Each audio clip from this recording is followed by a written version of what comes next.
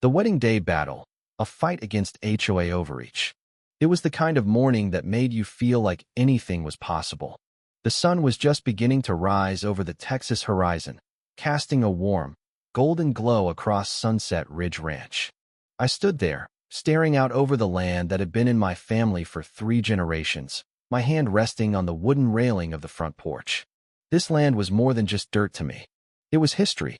It was where my father raised cattle, where my grandfather worked the soil, and where I'd spent my youth riding horses and learning about the rhythm of life on the ranch. I had decided to retire early from my career as a real estate attorney in Houston to take over the family ranch after my father passed away. It was the best decision I ever made.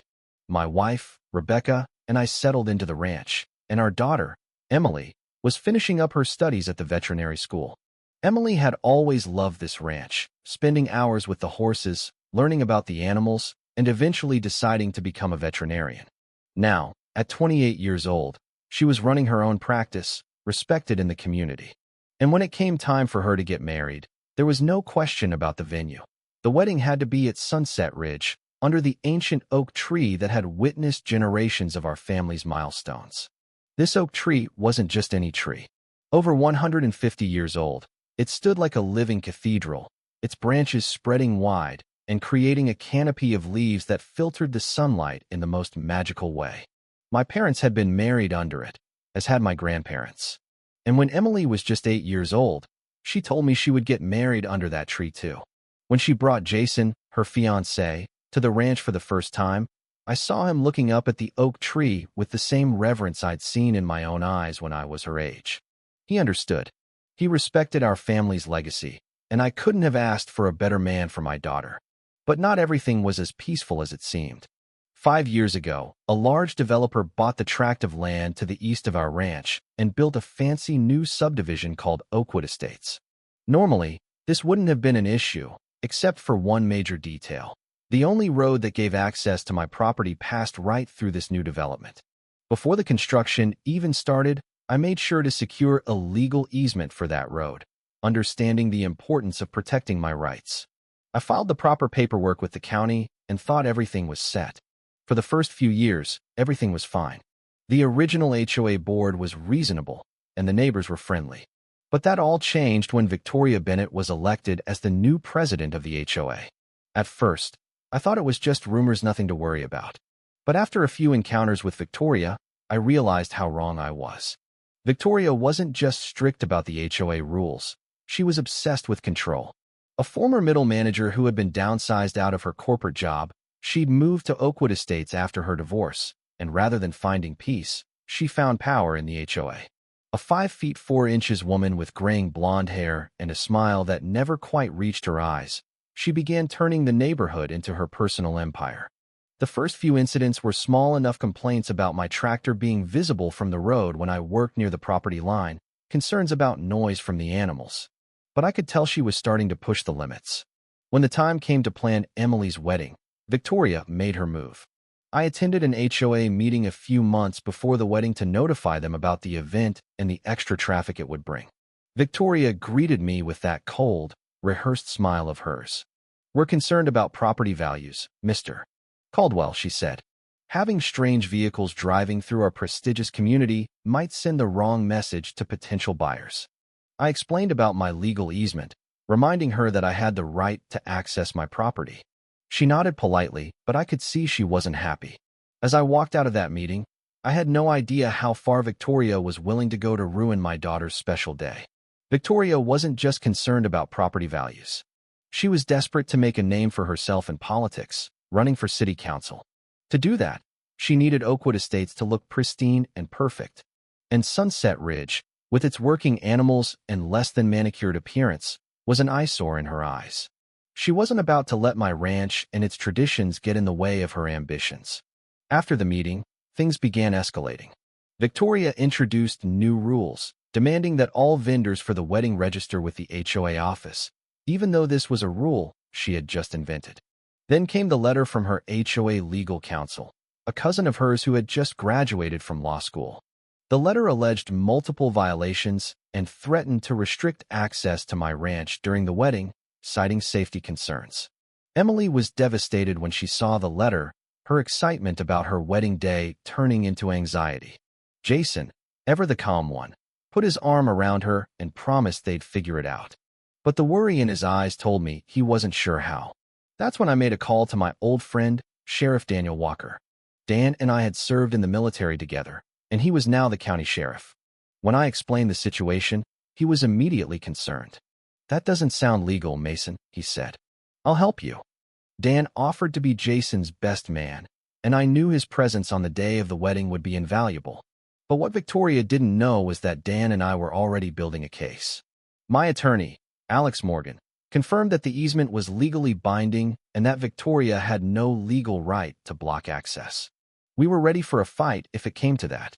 The situation reached its boiling point when Victoria hired Braddock Security, a company with a questionable reputation, to block access to our ranch.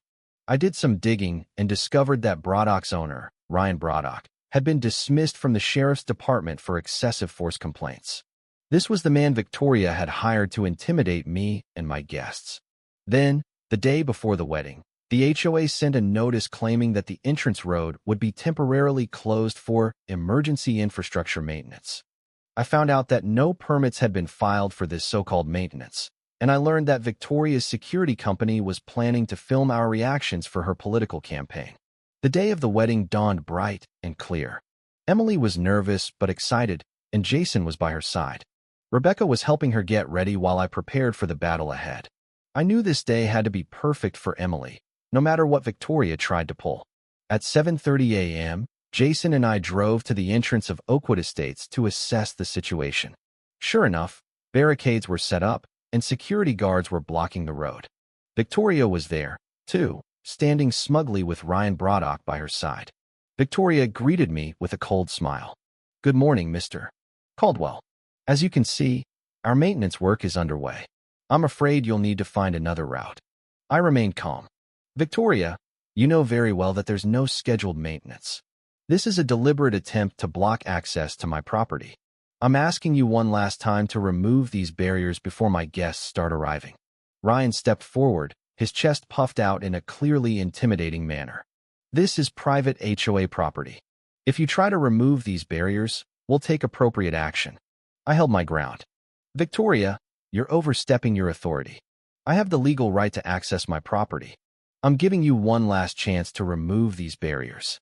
Just as I said that, Sheriff Dan Walker arrived, stepping out of his patrol car with 2 deputies by his side. His badge gleamed in the morning sun, and for the first time, I saw the real fear in Victoria's eyes. Dan walked up to her with authority. "Miss Bennett, I've reviewed the situation thoroughly," he said. "There are no permits for this so-called road work, and you are blocking a legal easement. This constitutes interference with property rights under Texas law." Victoria stammered, but Dan wasn't finished. "Mr. Caldwell has provided all the necessary documentation proving his right of access. You need to remove these barriers or face legal consequences." As Dan spoke, Olivia Martinez, a local reporter, arrived with her camera crew. The sight of her instantly made Victoria nervous. Olivia wasn't intimidated. She walked up to Victoria and asked the tough questions that Victoria wasn't prepared for. The moment Victoria realized she was losing control of the situation was priceless. The barriers were finally removed, and guests began to stream through, unaware of the drama that had unfolded. Emily and Jason had the wedding they dreamed of, and as they danced their first dance under the oak tree, I couldn't help but feel a quiet sense of victory. But Victoria wasn't done yet. Midway through the reception, a county health inspector showed up, claiming there had been a complaint about food safety violations. I quickly realized this was just another attempt to disrupt the wedding. The inspector apologized once he saw everything was in order, and I knew that Victoria had orchestrated this, too.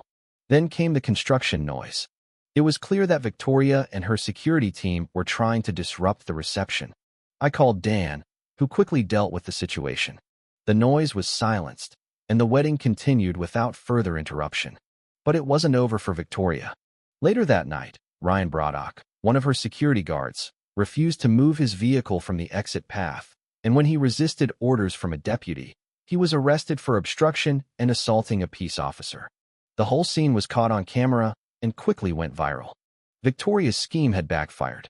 The residents of Oakwood Estates rallied against her, and a lawsuit was filed. Victoria was forced to sell her house at a loss, and she disappeared from the public eye. Her political career was over before it even started. Sunset Ridge Ranch became a symbol of resistance, and the road connecting our ranch to Oakwood Estates was renamed Harmony Way, symbolizing the victory over the abuse of power. Emily and Jason had their first child, and Dan became the godfather. We celebrated our newfound unity at the annual community barbecue, a joint effort between the ranch and Oakwood Estates. Victoria, meanwhile, faded into obscurity. She never regained her political ambitions, and her reputation remained tarnished. As for me, I learned an important lesson. Sometimes standing your ground isn't just about protecting yourself, it's about protecting the rights of everyone who comes after you. And that, my friends, is how a father and a sheriff turned an HOA president's power trip into her biggest regret.